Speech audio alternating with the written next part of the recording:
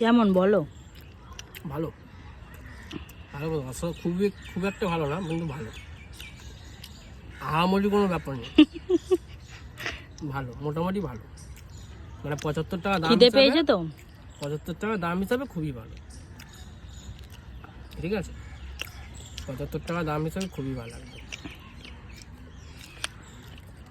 যদি এটা 100 টাকার ওপরে হতো তাহলে টেস্টে ডিফারেন্ট থাকতো। 75 টাকায় 4 পিস, আবার কি একজনের পেট মোটামুটি ভরে যাবে।